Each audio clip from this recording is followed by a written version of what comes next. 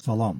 Nə etmək lazımdır ki, mədə-altı bəzi ömür boyu sağlam işləsin? Hamınızı xoş gördüm. Videomu bəyənib paylaşdığınız və səhifəmə abunə olduğunuz üçün əvvəlcədən hamınıza təşəkkürümü bildirirəm. Mədə-altı bəzi həyatı vacib proseslərdə, həzm və hormonal proseslərdə iştirak edir, karbohidrat, yağ, zülal mübadiləsini tənzimləyir.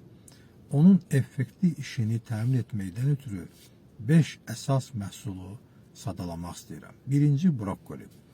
Brokkoli tərkibindəki pektin maddəsi ilə bədəndən toksinləri kənarlaşdırır.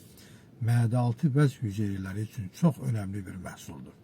Həftə ərzində 500 qram istifadə edə bilərsiniz. İkinci, balqabaq.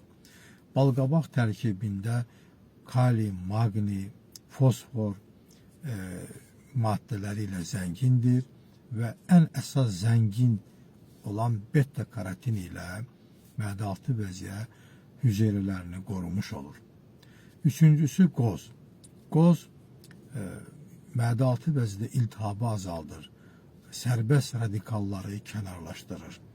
Gün ərzində 6-7 ədəd yeyilməsi məsləhətdir və eyni zamanda pis xolesterini də azaltmış olur. Növbəti, qaragilə. Qaragilə tərkibində olan glukagon maddəsi ilə mədə-altı vəzinin yükünü azaltmış olur və eyni zamanda mədə-altı vəzidəki axarlarda daşlaşma riskini azaltmış olur. Qaragilədən gün ərzində 100 qram istifadə məsləhətdir. Bu eyni zamanda arterial təzyiqi səviyyəsini normallaşdırır, qanda şəkərin səviyyəsini aşağı salır və bununla da mədə-altı vəzinin yükünü azaltmış olur.